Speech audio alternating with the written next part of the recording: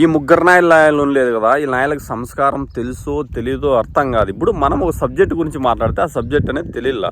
ఇప్పుడు భారతమ్మ గురించి వీడు ఏదంటే అది మాట్లాడినాడు, వీనికి మనిషో పశువో కూడా అర్థం కాదు. ఇప్పుడు పార్టీ పరం విమర్శించుకోవాలా, ఏం విమర్శించుకోవాలా? జగన్ ఈ పని చేయాలి, ఆమె పని చేయాలి వేసుకోవాలా. ఇంట్లో ఆడవాళ్ళు ఏం చేస్తారు చెప్పు?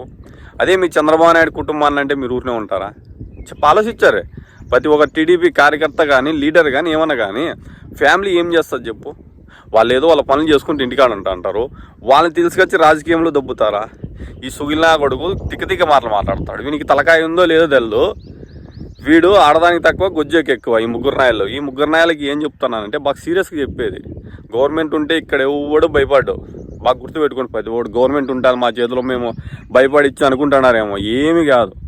ప్రతి ఒక్కరికి బాగా సీరియస్గా చెప్పేది, వార్నింగ్ బాగా గుర్తుపెట్టుకోరు నా కొడగలారా. 2029 కూడా అవసరంలే మాకు. మీరు కానీ ఏడైనా కనపడితే అనుకో, ఆ రోజు పరిణామం ఎలా ఉంటుందంటే కానీ అప్పుడు తెలుస్తుంది. అనవసరంగా జగన్ గురించి మనం ఏమంటే తిక్క మాట్లాడినాం కదా, ప్రజలు ఆ రోజు చెప్తారు ప్రతి ఒక్కడు బుద్ధి. కానీ మాట్లాడేటప్పుడు సంస్కారం మాట్లాడాలి.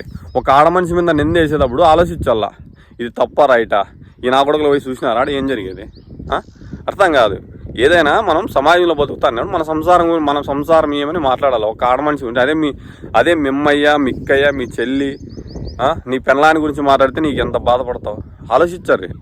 ఈ ముగ్గురు నాయలకు దొరికితే కన్నా వీళ్ళ నాయలకు కాలు చేయరు కొడతారు ప్రతి ఒక్కరు బాగా సీరియస్ చెప్తాడు. అది జగన్ జోలికి ఎవడని పోయినాడంటే జగన్ జోలికి సీరియస్గా ఉంటారు. ప్రతి ఒక్కరికి మాట్లాడేటప్పుడు కొంచెం సంస్కారము, నోరు, కాళ్ళు, చేతులు అదుపులో పెట్టుకొని మాట్లాడాలి. మేము ఇట్లే మాట్లాడతాం, ఇట్లే ఉంటామంటే అనుకో ప్రతి ఒక్కరికి సినిమా పడుతుంది.